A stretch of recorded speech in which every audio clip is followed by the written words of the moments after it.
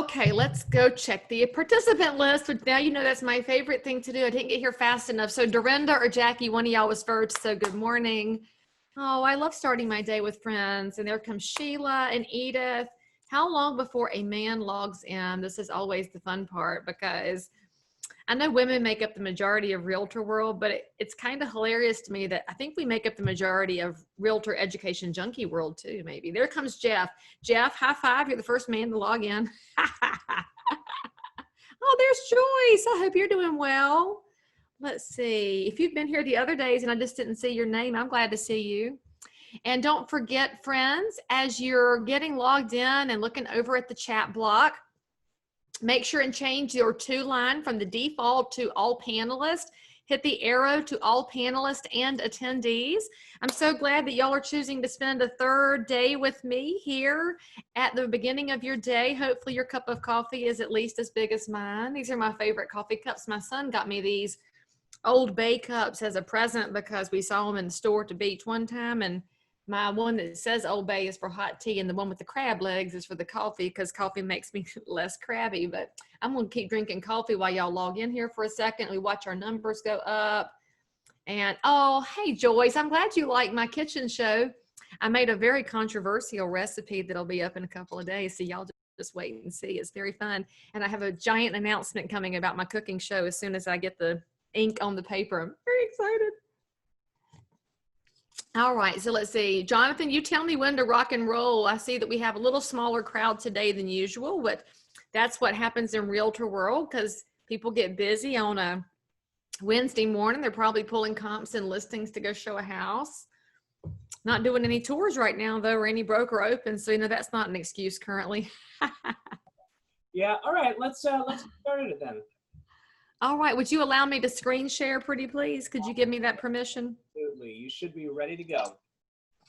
I know, Dorinda, right? Everything is controversial nowadays. I was just catching Jonathan up on the news because he didn't know all the Orange County updates that I did because he's apparently not quite as big a nerd as I am, but he's obviously younger. So give him time, give him time. I was saying one of y'all might have to sell me a house in Orange County because I saw y'all are going to have school, and we just found out yesterday afternoon that we are not having a normal school life. So I am trying to process that personally because I'm working on my parent why.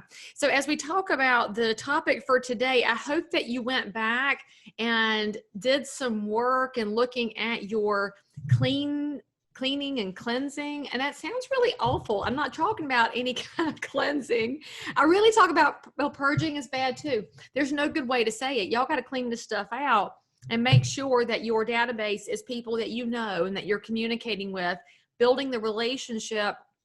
And then yesterday we talked about how we can better take care of those relationships with ongoing communication and not being in that ghosting habit that has become so prevalent in today's world because we're so afraid and we can't have that happen. So today we're going to talk about the realtor why. And when I talk about this topic, this is something that if you've heard me speak, I have been talking about this for about 5 years now because it drives me completely crazy that so many realtors get into a tailspin. And part of our tailspin comes when we don't really know what it is that we do and why we do it. And we've fallen into the traps of old training, bad training, and just copying what other people do to the point where we can't define things in a way that the public understands. And the thing that happens when we don't understand what we're doing is we fall into the throne of lies. And I wish I could do a good Will Ferrell voice because I love Elf. And frankly, I can watch Elf no matter what time of year it is. It's one of my favorite Christmas movies. And I'm sure y'all are the same way. It's frankly, we need more Christmas in our lives right now. Can I get an amen on that? But you know, he says, you sit on a throne of lies because he's yelling at Santa because he says it's not the real Santa. And so I got to ask you, you know, what are the realtor throne of lies? I'm going to tell y'all what the realtor throne of lies is. I actually sometimes call it the realtor trifecta of lies. When you're in a listing appointment or you're meeting with a buyer and they say to you, why should I pick you? And we've all gone through this because if you look at the Dave Ramsey recommended questions to ask of a realtor, it's in that list of questions. You know, why should I pick you as a realtor? And as a realtor, it usually comes at the point in the presentation where you've gone through your 3-ring binder and you've given them the whole kit and caboodle, the marketing, the background, the experience, the comps. You've been through everything. You've been with them for an hour and a half, and you're almost thinking, I just told y'all why to hire me, but you didn't hire me yet because they didn't get it yet. Ask yourself that really tough question. Why are they still asking questions when you went through your presentation with something missing? It may have been. But as realtors, the default is because we don't really know the answer to why they should hire us versus the other thousands of realtors out there, and also the real estate professionals, right? They could be hiring a licensee who's not bound by the code of ethics, and you wind up giving the realtor lies. Oh, well, you hire me because I'll get you the most money in the shortest amount of time with fewest hassles. Y'all ever found yourself saying the realtor trifecta of lies? It's all over your social media profiles. It's on your websites. It's on your marketing. Why do we do that? And you're thinking, but Leigh, they're not lies. I do get great dollars. Yes, but friends, when you say I'll get you the most money, who controls the market price? It's not you. It's not even your seller. It's the market, right? Because the buyer's going to make a bid. The seller's going to have to say yes or no to that bid. And then the appraiser is going to have to back that up in most scenarios. And even if it's a non-contingent loan, a lot of our buyers in a non-contingent situation, they're still getting an appraisal done to verify, and then they still try to go back. And so you don't control pricing. You need to be able to tell your seller subjects that I don't control pricing. Pricing in the market is fluid. So understanding they don't hire you for you have this magic quality to get them more money. The second lie, I can sell it in the shortest amount of time. How many of y'all had a listing that was on the market when the stay-at-home orders hit, and suddenly we had quiet time and everybody's like, and of course the markets have picked back up, but for a short time frame there, we were all in this limbo zone about don't have any idea what's going on. And if you were in the business during the Great Recession, you remember how that was. We were in a great run up, 4, 5, 6 great years, 7 pretty good year, 8 wheels off the bus, 9 even worse, 10 going down. Oh my gosh, where is the valley here? What's going on? And it was taking an enormous amount of time for houses to sell, and you couldn't control it. We shouldn't control those things, right? Because who determines market time is the market. And then I will tell y'all the truth. If I could ever find the trainer, realtor, broker, marketer, whoever came up with the third of our realtor trifecta of lies, I would find them and punch them in the throat, because whoever promised a seller or a buyer no hassles in the transaction. I mean, are you serious? The only transactions that feel really, really weird are the ones with no problems, because that's the one where you're like, something's going to happen, because almost everything we go through, there's a hiccup, and it's a different hiccup every time. And when you promise a buyer or a seller, oh, I can do it with no hassles and stress-free transaction, you're making a promise that you're almost bound to break. And friends, maybe this is why people don't trust realtors. It's one of the biggest issues we have to overcome with a lot of the public. They don't think we're super honest. They're not sure what to believe about what we say, because we went in and said we were going to make it easy, and then it wound up being difficult. And that consumer public, that buyer or seller, thinks suddenly, I must be the only one to have ever had a problem. And then they think something's wrong with them or their house or with you. And so why do we tell those lies? I don't think you tell it maliciously. I think you tell it because you get trapped and you don't know what to say. So we have to figure out what it is that a realtor life looks like. If it doesn't look like smooth and easy, doesn't this look more like it? Do you feel like this halfway through a deal?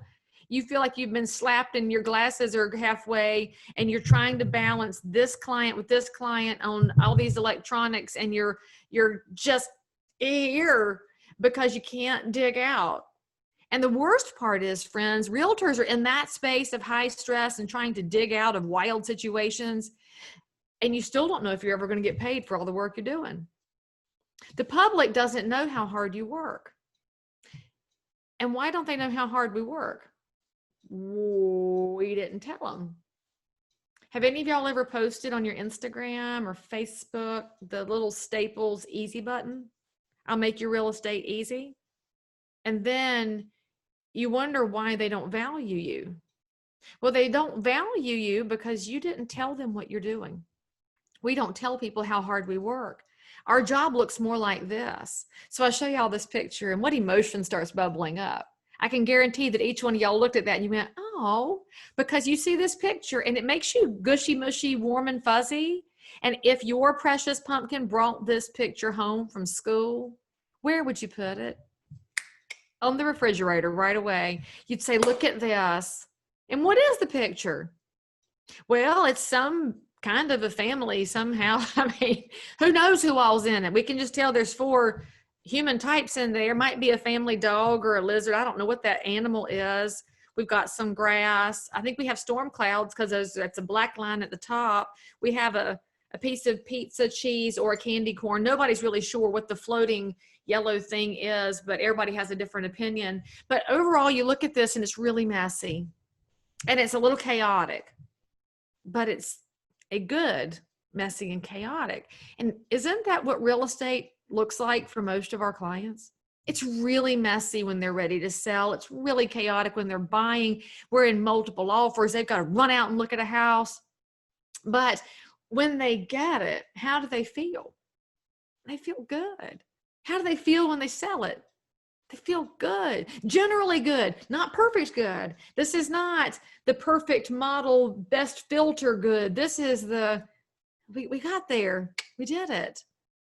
And so I look at this picture, and as a realtor, what are you doing to tell people that this is what you're working for, that what you're working for is them to have the good feeling at the end, no matter what kind of messy and chaotic come along with it? That's the message we have to start conveying. And so when you think about the message that we want to convey, you start thinking about, all right, so that's generally what I'm doing, Leigh, but you don't tell anybody that. And so you got to start thinking about who you are as a realtor, who we are as realtors, and what differentiates one from the other. Because we're not in a world of homogeneity. We never were intended to be. We were intended to be a world of wildly different people with wildly different ideas and values, and to get along together anyway. In fact, that's why you can say real estate is a home for just about anybody, because of the 1.4 million realtors we have nationally, I'm pretty sure all 1.4 million have an entirely different database, an entirely different group of people that they love, an entirely different group of clients that they serve, and they're providing different values and different benefits, and they're all different. And some are better than others, right? Because some people work harder, care more, put more energy into it. And that is one of those giant differentiators in the game. You know the realtors with energy for real estate, because you know when you call them, they're like, I'm so glad you called. And here's X, Y, and Z because you asked me for A, but I got you A and I got you X, Y, and Z. And I'd love to work with you. And you're on the other end of the phone. You're like, I want to work with you too, because this deal will work, because you have an energy for what? What's our energy for? It's not a fake thing in real estate. And y'all know this. You've even gone to an appointment needing to fake it because you're exhausted. And so if you're like me, you have a song you play in the car. I play Iron Maiden, Run to the Hills is my get ready for an appointment song. And I know I don't look like an Iron Maiden person with my pearls on, but yes, I love that Run to the Hills. And that's my energy up. And then I get out of the car. And even if I was in a bad mood, or currently where it's like 1,000 degrees with 1,000% humidity outside, and you walk outside and it's like a wet wool blanket hit you, my energy's up, and I go in the house and then I meet the humans. I'm like, oh, well, let's talk a little bit. Tell me more. Let me figure out how I can help. Tell me what the best outcome is for you. What are your goals? Oh, that we can deal with that. I can help with that. I've got an answer. I got a guy. We'll figure it out. Because we all know that your energy starts to build as you get engaged with people in the course of real estate. And I think that's one place that realtors go a little sideways. We seem to think that we deal with houses and land. We're dealing with humans all the time. Look at your social post. What does it mostly say? Is it house, interest rate, inventory, house? Or is it people, people, people, people, people? And you start thinking about it when it's people, people, people, what do you get in dealing with good people and in providing great service? Your energy goes up, their energy goes up, and you can get through anything. When you're in a really rough spot, you don't lean on the friend who's like, well, I told you it was going to suck. I told you. I don't know what we're going to do now. I don't know how we're going to get out of this. No, you call the friend that's like, oh, let's brainstorm. Let's figure it out. Okay, we got this.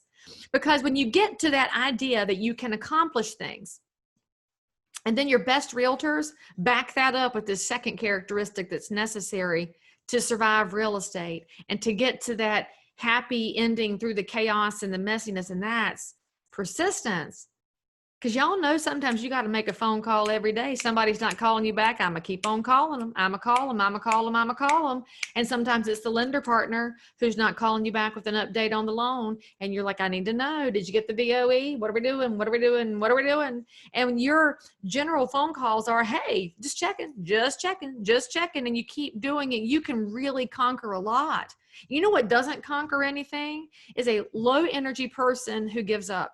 I mean, what are they going to conquer? Nothing. They can't even conquer the couch because the couch will give in over time. Now, let me ask you this. Does the general public understand that as realtors, this is how we get paid? With energy and with our persistence to find solutions to what's going on in their world. Because unfortunately, they think that your job is easy. And why do they think your job's easy? Because you made it look easy, and you made it look easy because you were hiding all the work you were doing because you were trying to look perfect and live up to the lies that you gave. Oh, it's a big old domino effect. But think about what 2020 looks like. I mean, not really, but I mean, just in general, 2020 versus 1970. There is an era now that demands transparency and really wants to know what's going on, what's behind the curtain. They don't want the wizard behind the curtain. They want you. Tell me what's going on. When you tell your client there's a title issue, I have a buyer that closed last week. They're first-time buyers. They're millennials. They have more questions than any 5 toddlers I've ever been around, and they don't retain any answers to anything. And they're the cutest little love bugs you've ever met. Of course, that's the house with the title issue. They're buying a house that was owned by an investor, and the investor had to buy it from somebody who had liens, and he had to satisfy the liens, but the courthouse was not operating normally because of COVID. So we're trying to chase down receipts on these liens. And I'm trying to explain this to these buyers, and they're like, but they couldn't absorb it. But I wasn't going to hide it from them because I'm like, you got to know this is what's going on. But here's what we're doing. We're doing A and B and C, and we're going to keep chasing it. You're going to be good. You're good. You're good. You're good. And they were fine. They got in the house. Still confused, by the way. Still asking questions, but they can get to the end goal, which is a house. And if you're going to get to that point where you're the realtor who gets people into a house, who doesn't have to tell lies, I'm going to tell y'all, we have to think differently about real estate. And in real estate, when you first get in, you'll take any lead, right? You'll work anybody because you're so desperate for the phone to ring. You're so desperate for an at-bat. That's not a bad thing. That's where your knowledge starts. Your knowledge starts just like in grammar school, you build foundations. You get to know the building blocks. You have to get to know what the houses look like. You have to understand zoning. You have to understand different things about real estate. But what happens is a lot of us wind up staying an inch deep. And what does an inch deep look like? You learn some things, you find a way to be successful to an extent, and you stop there and you just kind of spread yourself thin. It's what the world does right now. Our politicians are well known for doing this. They're a mile wide and an inch deep. They'll do anything they can get away with, but they don't really know what they're doing. The most successful people, though, in life, and what you do as a realtor when you're doing your job to the highest part of your capacity, you're an inch wide and a mile deep. And what does that mean? The person who's an inch wide and a mile deep is building roots. They're building relationships. They're determined to be the best possible version of real estate and realtor and professional and human and neighbor that they can possibly be. That means you're working your part of Orange County. You're licensed in California. Could you, in theory, help your cousin up into Central Valley? Yeah, in theory you could, But that's the person who's a mile wide and an inch deep. They say, I don't care about what's underneath the surface. I'm just going to go get some commission dollars and move on. But no, the person who's an inch wide and knows their market and is a mile deep says, man, that is out of my lane, out of my forest. Let me get you somebody there who knows it. And what does it look like to be a mile deep? It looks like diving in to being more than the average realtor.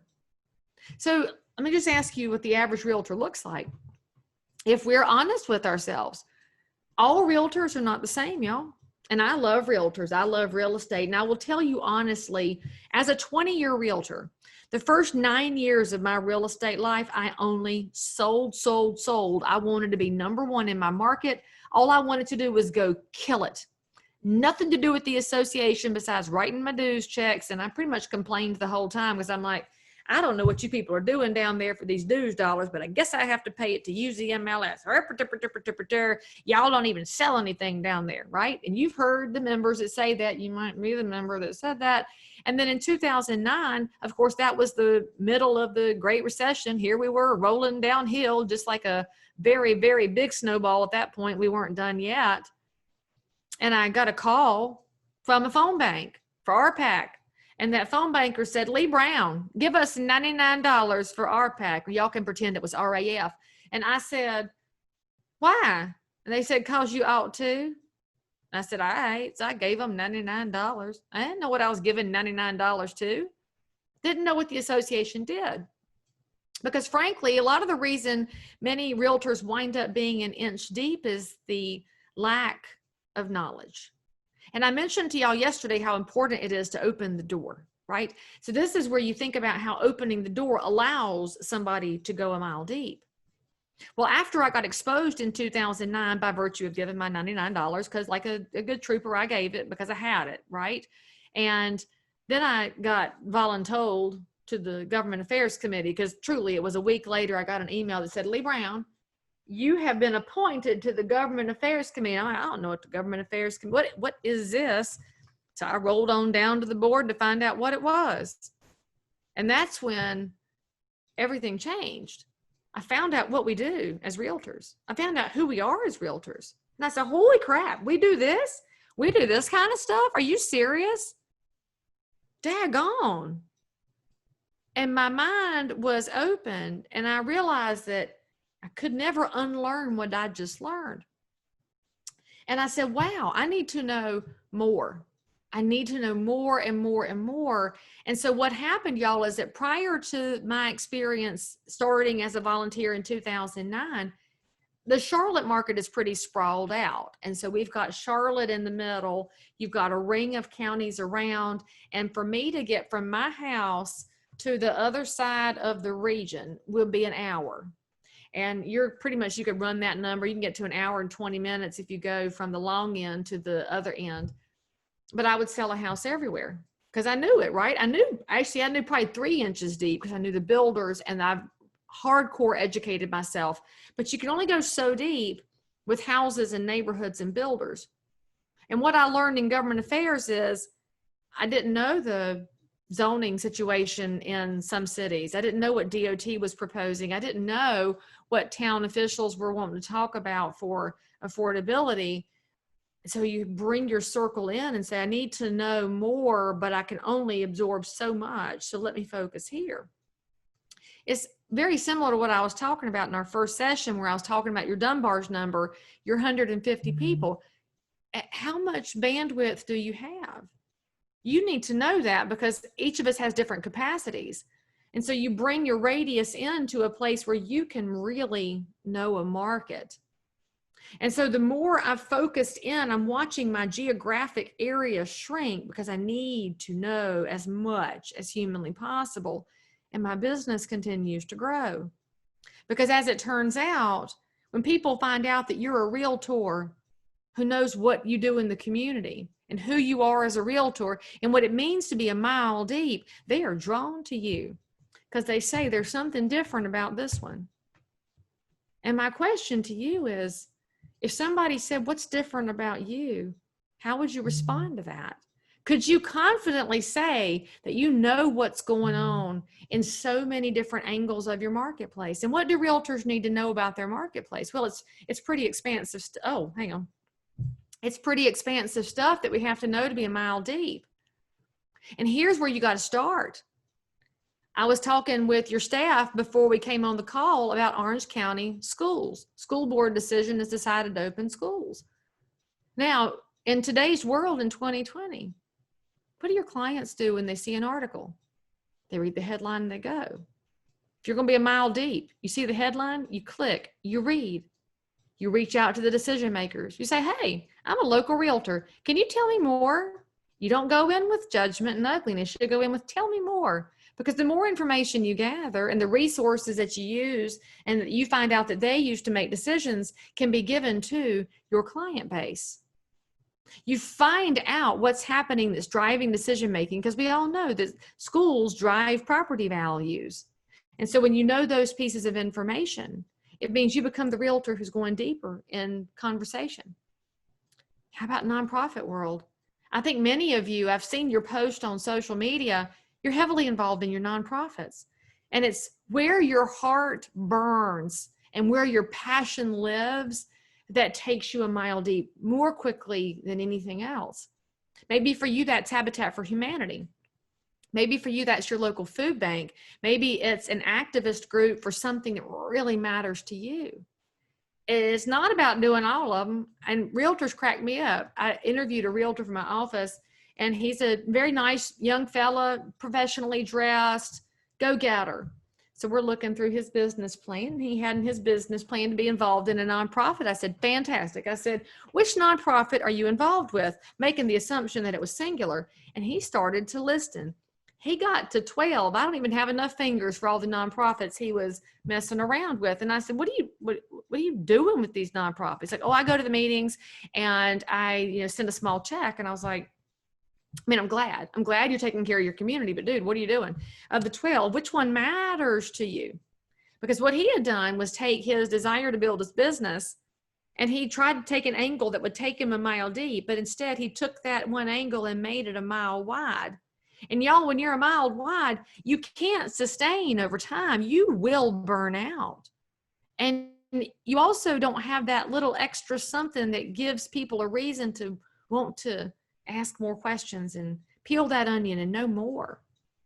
So I looked at his 12 and I said, Agent X, which one matters to you? He's like, oh, boom. And he named it. It was that fast. And I said, let me ask you a question. What would happen if you took all the resources you spread out from all these other things and focused on that one? He's like, well, I'd probably be on the board of directors. I said, what would that do for you? He's like, I could help make their mission expand. We could do more work for what they're doing. We could do X, we could do Y. I said, then let the other 11 go. Because if you feel that way about one and not about the others know you don't feel that way about them. It's the reason you don't marry more than one person. It's frankly exhausting. I'm watching that TV program, 3 Wives and 1 Husband, and I don't understand. It just looks exhausting to me, but I guess it works in Utah. But whew. So anyway, you got one for a reason so that you can focus, get to know what's going on, make it powerful. Think about that with your geographic farm. One of the things we talk about in real estate regularly is working a geographic farm. And many of you probably have one that you work and you know it. Maybe you live there, but what do you know about it?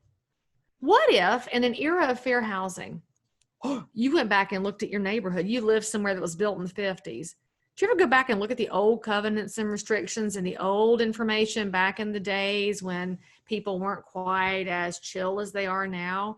Is there any old history in your neighborhood that you should know about? So that you could say, hey, did y'all know we had this at one time, but we overcame it and made it better, go us? What a wonderful way to tell a story of how things evolve and change and get better over time. And if your competitors are just throwing out a flyer that says, here's a recipe, sold a house, and you're over here saying, did y'all know this about this amazing community and the neighbors that changed it forever? You're differentiating. And people say, that's why I call a realtor, because they know the whole story. So what part of the whole story do you need to know to be successful in a geographic farm? Well, I'm just realizing I left a slide out, so you'll have to listen, and then I'll provide it to staff later so that you'll have it. When you're evaluating that geographic farm and you're figuring out what it means to be the best person to represent a neighborhood, what do you have to know? You need to know how many houses are in that neighborhood, because the data matter. You want to know how you're investing your time and money. So let's say, for the sake of me being a realtor who doesn't do math outside of percentages, that we have 100 houses in our target neighborhood. You need to know how many houses sell in there in a 12 to 24 month environment. So how much turnover is there in a neighborhood? Now, one thing you want to know about this is if it's a neighborhood built in the 50s, the turn is going to be cyclical over time. There's going to be times when neighbors have stayed for 20 years and now all the pumpkins are grown, and so we're going to downsize and sell, and neighborhoods turn. And so if you look historically over time, you can start to spot if you're at the beginning, middle, or end of a turn era for a neighborhood. So you see how many houses have sold. Then I want you to look at the sales information in your multiple. How many were sold by the same agent or company?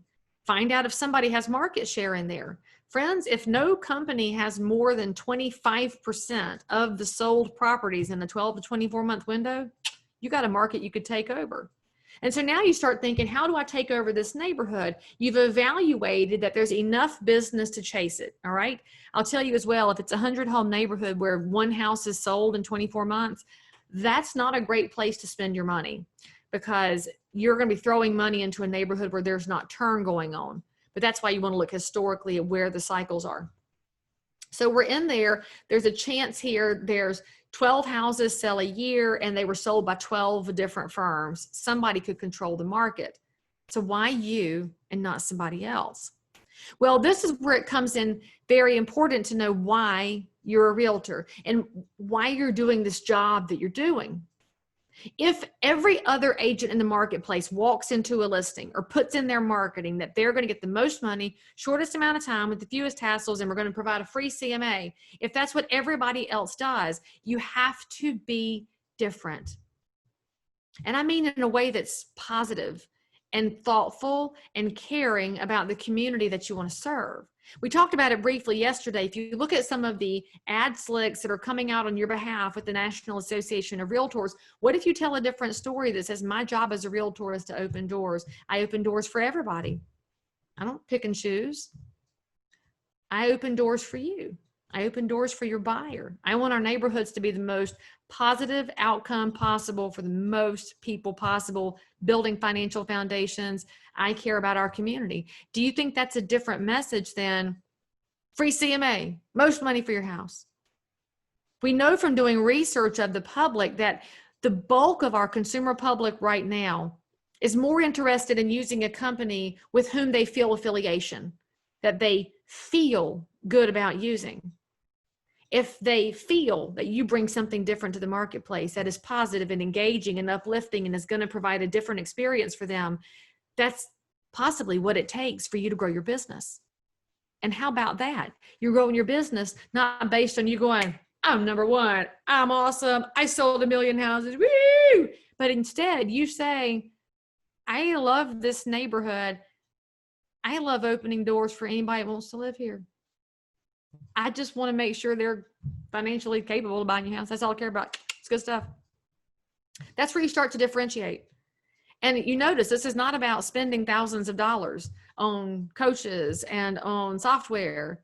This is about being the best possible version of yourself, which is also the best possible version of Realtor. Because when you think about the version of Realtor that's out there, it is that version, right? I'm number one, I'm awesome, I sold a house in 5 minutes. You've seen them on Instagram all the time. You sell a house, hey, sold in 2 seconds with multiple offers, and woo, everybody fought over the house. What are you doing? You made yourself look like you don't matter. You got to think about things differently. You want to think about how you bring people into the process, how you care about their outcome in a house, how you're focused on what do we do to make neighborhoods better? What do we do to make neighbors better? That's who realtors are. And y'all are already doing it. It's just not in your story yet because you forgot that that mile deep piece needs to be incorporated in. If you want to understand how mile deep works, think about it this way. How many of y'all have been on a listing appointment with somebody you've known for years and like they're your supper buddies? You go out to eat with them and you'll go try a new brewery with them and they come over to your house to play cards. The couple, there's generally a couple of couples you hang out with or just some fun people. And they love you and they know you and you never even talk real estate with them because you don't have to. And suddenly they want to sell their house. And they're like, hey, I want you to come over here and sell my house, Joyce. And Joyce is like, all right. And so Joyce, being a professional realtor, because I know how she operates, she's going to get her presentation all put together. She goes and sits in the house and she says, all right, let's go through this. And she boom, boom, boom, boom, boom, boom. And they look at her like this. And she's like, do you have any questions? They're like, well, just where do we sign? No. Do you have any questions? Because I went over a lot of information. It was probably like drinking from a fire hose. And they say, no, I mean, we just trust you. Just tell us where to sign. Because she didn't have to sell to them. And you know why she didn't have to sell to them? Because being that kind of a realtor means you invest in relationships long before you make an ask. The mistake many of us make in our businesses, especially in times like this, when inventory's low and you're working with buyers nonstop and your panic level gets a little bit out of control because the market's weird, you sometimes make the ask before you make the relationship. And those are the deals, if you're honest with yourself, that are the most painful, where you get at odds with the buyer and the seller because you didn't invest in the relationship and the getting to know process and then the how do I best assist part of the process. But when you have that relationship without making an ask, you'll also understand why it's so critical to be involved with the RAF. Because you guys got to know something. This year has been really hard for a lot of our realtor members. Really hard for a lot of our insurance agents with whom we work, for our landscapers and contractors and our stagers. It's been hard for anybody in and around real estate because of the sheer volume of uncertainty around what's going to sell and when are things going to sell. So what did the realtors do? Well, this is where you see what the realtors have done in Washington, D.C. for 51 years. 51 years, y'all, that's how old our political advocacy efforts are. For 51 years, we've been building relationships so we could make an ask at the right time. And when so many people in and around our business are having a really hard time, we made an ask in DC with the CARES Act as realtors to get help through the payroll protection plan, through EIDL, through unemployment insurance for all of the independent contractor world. And if you notice something, it's not just realtors we went to help. We said, you know what, we do want our people to have some assistance, but we want to look out for everybody else around us too, because who are realtors? Realtors are micro businesses in our communities. We made the ask for more than ourselves, because when you're the realtor who's going a mile deep, you are focused on relationship first. You're focused on the trust. You're focused on the outcome for more than yourself. I've mentioned it a couple of times in our session together. The thing I was taught as a very new baby agent, if you take care of people first, the money will find you. And that's what it means to be a mile deep. You take care of people first so the money can find you later. And I'll mention as well, they did give us an extension on PPP. EIDL has been reopened to businesses that are non-agricultural concerns. Friends, if you have not applied for the help, please go look at it. Those of you that have sold some houses feel guilty about it, but I will tell you, you want to go apply for this if you can, because A, there's a ton of forgiveness on the PPP. The EIDL is through the SBA.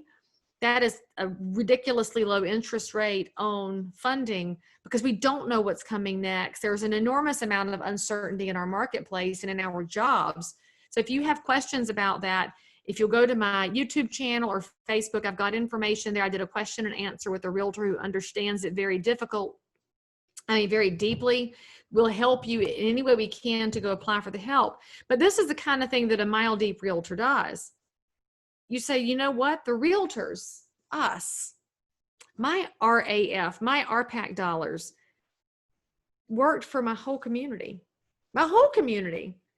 Y'all, I called my hairdresser way back when the help first came out, and I said, hey, did you go apply for the help? And he said, no, I wasn't qualified. I said, you are too. I said, go look at it. He's in an association of hairdressers. They're not nearly as large and as loud and as vocal and as old as the realtors. So they're not out there chasing their members down saying, help, help, help. And then he went and applied, which was great, because about the time of that, we had the big time shutdown in the Charlotte area, and he wasn't able to work.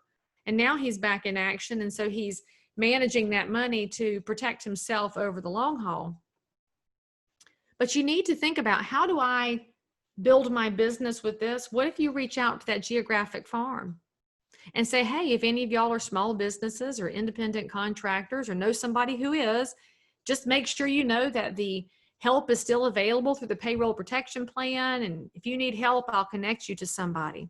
And that's when you start telling people you care about their holistic well-being. And you know what that means, y'all? That means they know you're going to care about the house. They know you care about real estate. And Jean, that's a wonderful point, that your clients do feel differently about you and they know what you're doing before you ever met them. I'll tell y'all a secret to understanding this long-term relationship with advocacy. So the pin that I wear here, it shows up really well on Zoom. If you can look at my face on your camera, you'll see that I've got my major investor pin on. And those of y'all that know me, you know this is one of the keys to winning listing appointments, and particularly in a climate like this. When I'm Zooming my listings right now, and even when I go to them in person, I wear this pin all the time. If y'all watch my videos, you see it crop up even on t-shirts. I'd say to that seller, we go through all of the stuff, all of the dog and pony show, as I call it, the comps and the marketing and the questions and the FAQ and all the stuff they need to know. And then when we get right down towards the end, where I'm about to ask them to commit to me, right, about to propose, say, I want you to look at this piece of jewelry that I wear. I want you to know this is my most expensive piece of jewelry. And I didn't buy it one time with one swipe of the credit card or with one check. This is year after year after year of investing in you. I've been investing in you before you ever called me and before I ever met you. And the investment that I've made is financial. And it's also in the form of time that I have spent in visits with elected officials here in our county, at the state level, and at the federal level, to protect and preserve you, whether it's through private property rights, which is our usual lane, or right now it's through protections for small businesses and independent contractors. Ask every realtor you meet if they're also focused on this, or if their only goal is to sell another house. Because I want to sell another house. I could sell your house all day long, but I want you to know that I'm going to be working to protect your right to buy it now and to sell it now, and also for the future, for your kids and for your grandkids. Y'all, if we don't start telling the story, our public won't know. They don't know how hard you work. They don't know what it looks like to be a realtor. They don't know what it looks like to be an engaged realtor who's involved and informed and who really cares, because they haven't seen it. All they've seen is top producers. They see dollars. They see awards. They see a sold sign. We got to show them what's behind that. And when we show them what's behind it, you'll find that for many of you, you have the heart of an educator, which is part of why you're amazing realtors. And when you have the heart of an educator, your goal becomes answering as many questions as possible. But I got to ask you, if all of your marketing and all of your social posts are talking about how much you sell and how much money you make, they're not going to ask you their questions because they don't feel like you have the time or the space for it. So how do we create time and space for questions? Frankly, you got to tell people what you do. And I don't mean sell houses. They assume that about realtors.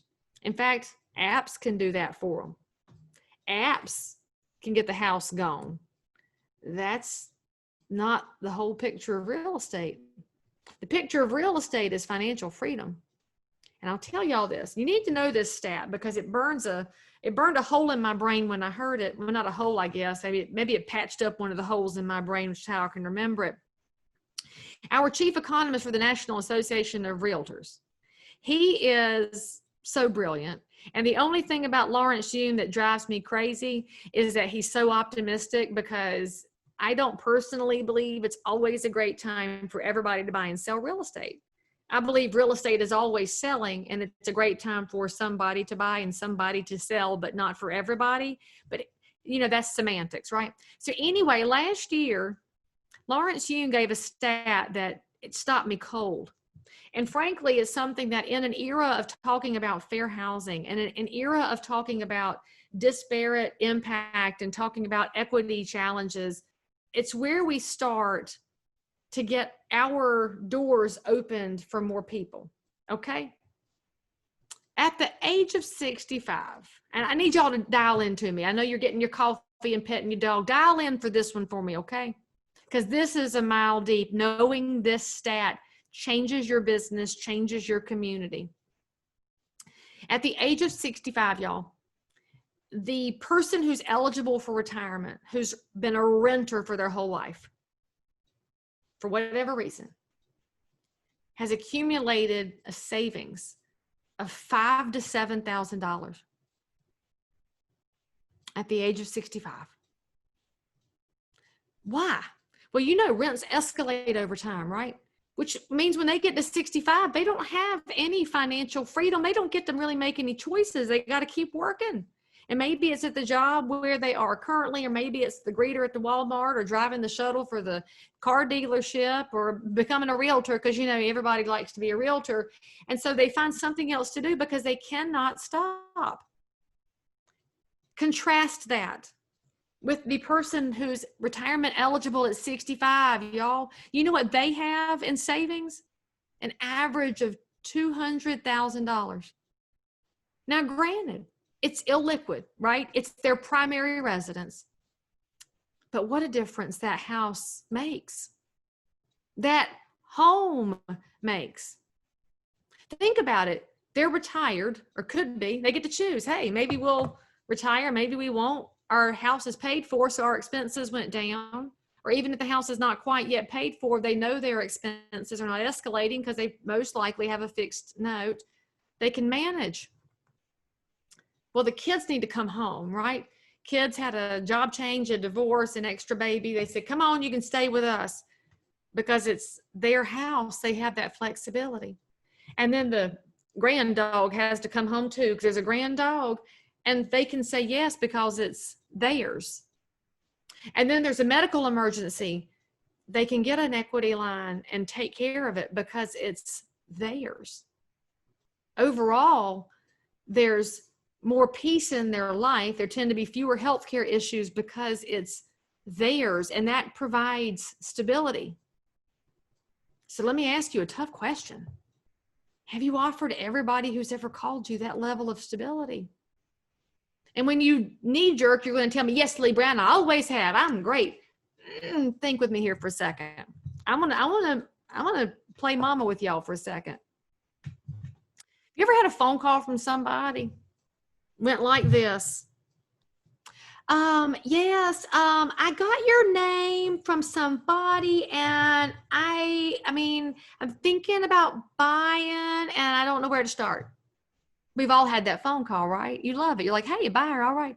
You know what your next thing is that you say? We change ears for the agent side. Oh, yes, that's fantastic. Let's get you lined up with a lender. Let's get you lined up. All right. And she says, okay, thanks. All right. That's how it goes, isn't it? You call your lender and you're like, hey, Jane, I want you to call this buyer, get her pre-approved for me. All right. Boom. You move on to 4 other things because you just got her connected to a lender, right? Because it's realtor life. It's that frazzled girl. She looks kind of cute, but she's losing her mind. And then the lender calls you and says, girl, do you even know? She ain't buying a house. Not now. Not, for real. Her credit score's a 510. Now, You've had some version of that phone call. Here's my question for you. What happens next? Now, for many of us, it becomes, oh, I'm so sorry, now doesn't work, but my lender said she's given you a path. And so you just call me back when you're ready. Okay, thank you. That's if that buyer gets a phone call back, because y'all know in your heart of hearts that many of the realtors out there just say, screw it, throw it away, and don't think about it again. And many of your lender partners do the same thing. But my challenge to you is this. Do you think that you could change that little buyer's life, if you could change her world at the retirement eligible age, if you invested 4 minutes a year in her? And it's a 3-year plan before she can buy. So my question is, would you invest 12 minutes in her? And you're all going to say, yes, Leigh, I will. So here's the difference, y'all. We're in an age that doesn't have much resilience.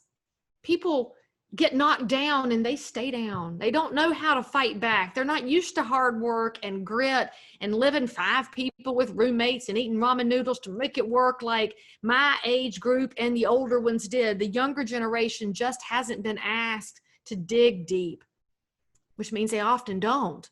Which means that girl who called you and got told by the lender that it's 3 years, she says what?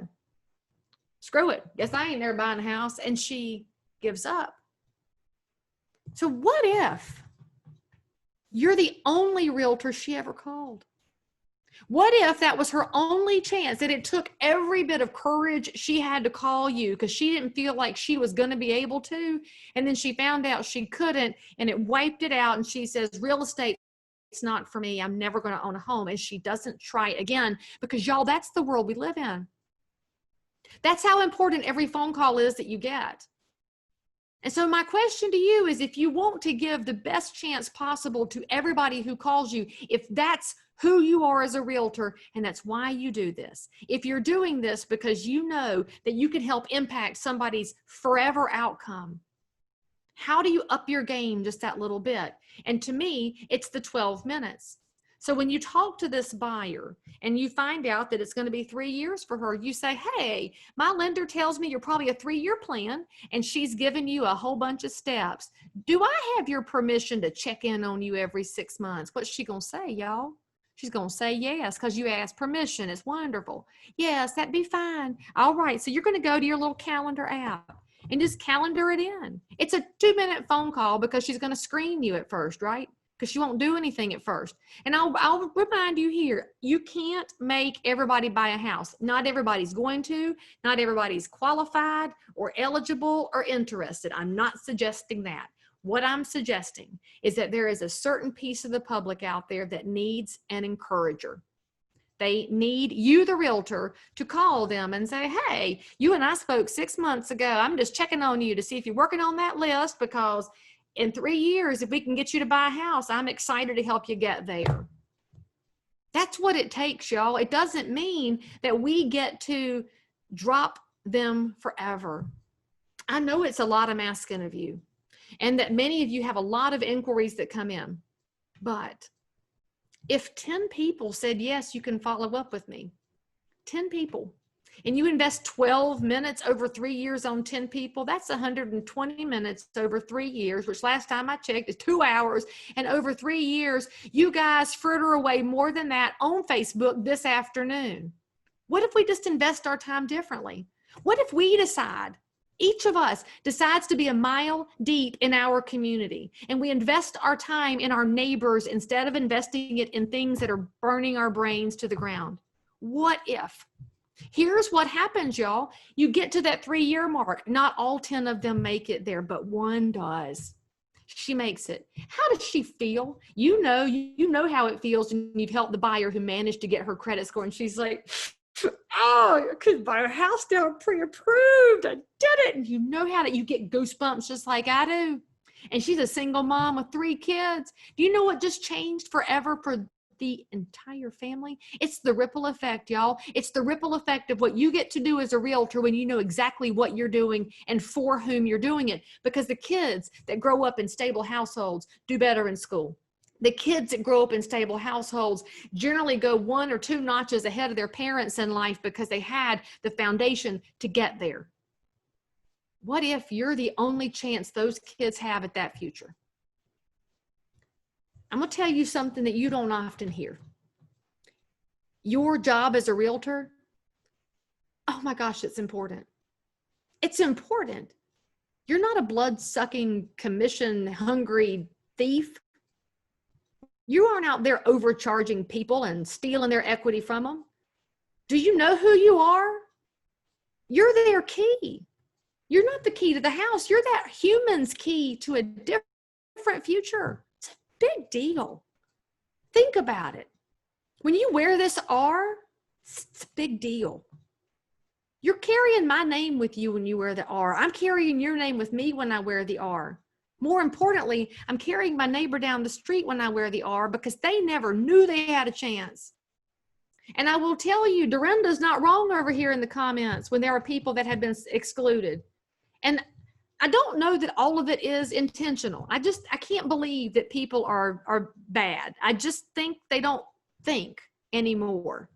They're not aware of the words that come out of their mouth, and they're not aware of the accidental ways that they keep people out by saying, you can do this tomorrow. And then they say they can't do it tomorrow, then that wipes that person out. I have to believe that if we would just look at it differently as, hey, let me open the door for you. You want to walk in?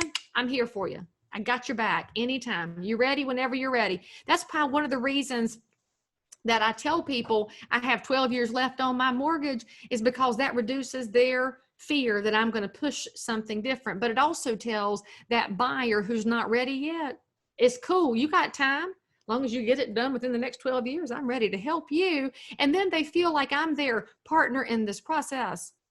One of the top things that we hear from buyers when we survey them in this process, what do you want from your realtor? They don't want to feel like you're here and they're here.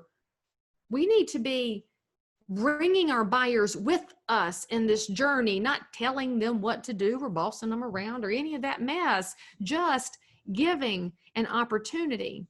Just open the door. So your action item for this is twofold. Well, threefold actually. Memorize that stat, y'all. Memorize it. When we talk about home ownership, we're not talking about McMansions and everybody making a killing in real estate. We're talking about financial foundations so that somebody has some stability in the future. That's what we do. So memorize that stat. At 65, if you're a renter, you've saved $5,000 to $7,000. If you're a homeowner, $200,000. Memorize that. The second thing I want you to do is this. I want you to call your lender partners, whoever the 3 preferred lenders are on your list. I want you to call them and say, hey, I am recommitting to the neighbors in my community. I am recommitting to every inquiry that I get to know that they have a chance at a different financial future. Are you with me? Because y'all, the lenders that are on my list, they're committed to sitting down with, or Zooming with, whatever we have to do nowadays, with every one of the leads that's willing to do it and give them a plan. And they're committed to the same thing that I insist on, which is checking in every so often to make sure that somebody is encouraging that person along the path. It's that encouragement piece that we're missing a lot of times, because our lenders may hand them a spreadsheet and then they move on.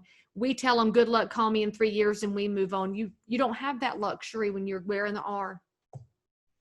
If we treated our profession like it mattered more, the public would value us more. You have to value yourself first. Value the knowledge and the expertise and the opportunity that you bring to your community. They'll value you back. And so the third thing I want you to do, got your lenders in line, you've got your stats memorized. I want you to go through all your old leads, go through all those old corners of grocery receipts and gas tabs in your car, and look at all the old lists in your old notebooks. Every time a buyer's ever called you, call all of them, and say, hey, I found your name in my journal from 4 years ago. I'm just calling to say hello. I don't even know if you need a realtor right now, but I'm just cleaning up my journal. Do you really think people would be ugly to you if you called? I mean, maybe a couple of them are, in which case just put a nice fat black line through it if they're ugly to you. But What happens if you uncover somebody that's like, oh my gosh, I cannot believe you called. We're actually thinking about real estate now. You'd be like, well, I mean, I'd love to talk to you more. I feel bad for not calling you in 4 years, but I thought I'd check in. You'll be surprised at what you uncover. What you're going to uncover is somebody out there that has the idea here and needs somebody to help them bring it to life. What if we as realtors, instead of being the desert, don't be all things to all people, be the forest. We're going to help people establish roots. We're going to give them a future with neighbors in community that makes us all better. We know the benefits of home ownership. We're way past due for making sure that everybody who has that dream has a path to that dream. We get to do that. Y'all, you got to tell the story differently. So I'm also going to challenge you with a fourth thing, because I get to keep adding homework items for you because I got the microphone and you don't. I need you to go to your social profiles. Go to your Facebook and your Instagram and your websites and look at what it says about you as a realtor. If it says that who you are as somebody who lists and sells houses, change that action verb. Listing and selling is a side effect of what we actually do. For many of you, the action verb should be, I am serving my community through real estate. For some of you, it is helping. That's my action verb. I am helping people make smart decisions about real estate. For some of you, it is advocating. You are their voice. You are the one that says, let me guide you here. And I've mentioned it before. I'm going to say it one more time. Go back and look at the definition of a fiduciary, because when you took that license from California and you took that oath to abide by the code of ethics as a realtor, you're working in a fiduciary capacity. Understand what it means. And we got to tell people. If they knew that wearing the Realtor R meant we were people who cared and could be trusted and were determined to bring our neighbors to a better financial future, we will be attracting great people to this profession. People like you, because you're here today. We'll continue to attract great people. And frankly, the worst among us will wind up going away, because if they can't live up to the ideals that we live up to and that the community expects of us, then they'll self-select. But we'll watch the media change their tune about us. You'll watch movies and TV change their tune about us if we change our tune about us and we start telling a different story. So find it, talk about it, and then live it up. I can't thank y'all enough for having spent the last couple of days with me here. Again, there's all the free stuff. I've been giving y'all that for a couple of days. Download anything that will help you. If you want more information on how you can effectively talk about fair housing and opportunities for people, first of all, you may want to consider becoming a member of NAREB, which is the National Association of Real Estate Brokers. That's the Realtist or the Black Realtors. Go get familiar with other messages so you can start learning how to help all kinds of people. Belong to the National Association of Hispanic Realtors, the NAREP. Belong to the ARIA, the Asian Association of Real Estate Professionals. Get out there and learn what every community is doing so that you can be the best version of yourself. Because if you're going to know real estate, go all the way in. And when you want to know more, go to realtorparty.realtor. At realtorparty.realtor, one thing you may not know is that RPAC dollars actually do a lot of work in communities with placemaking grants, with fair housing initiatives. And so a lot of our work in our communities comes through RPAC. If you're not investing in the RAF yet, I can't tell you enough that there's no excuse for you anymore. If you're not involved in the efforts of the political work that realtors do, then you must be okay with 100% of your elected officials. I'm not happy with 100% of my elected officials. I probably won't be happy until we have, frankly, all realtors elected everywhere, because I think realtors are the best people to serve in office. And so you should totally run someday. But go look at realtorparty.realtor if you want some fair housing infographics. There's some really good stuff you can share and start talking to people. I'm telling y'all, if you tell people that your doors are open to everybody, more people are going to walk through your doors. And then if you treat them like they're your neighbors, they'll become your friends. I thank y'all so much. I can't wait to see you in person one day. And if you don't have your investment done this year, please reach out to staff. I don't know who the chair is of your government affairs and all that stuff, but I imagine whoever they are will help you. Please reach out to your fellow realtors. Please make sure they're okay in this time, because I'm telling y'all, there's a lot of our members that are struggling right now. Just call and say, hey, as you're going through your little journal of old buyer leads and seller leads, there'll be some phone numbers in there of realtors that called you for disclosures. Call them and say, hey. And above all else, just show people what realtor life is. Realtor life is hard. It's expensive. It is time consuming, and we love the hell out of it. I love us. I love who we are. I love what we do. I love my clients, and I love each one of y'all. You need anything, you know where to find me on social. I'll help you any way that I can. Please thank your staff for setting this up. I thank y'all for having me, staff. Please reach out to your volunteer leadership for leading in the weirdest time ever to be a leader. And if you want to be a part of future solutions and you want to make our profession better, raise your hand.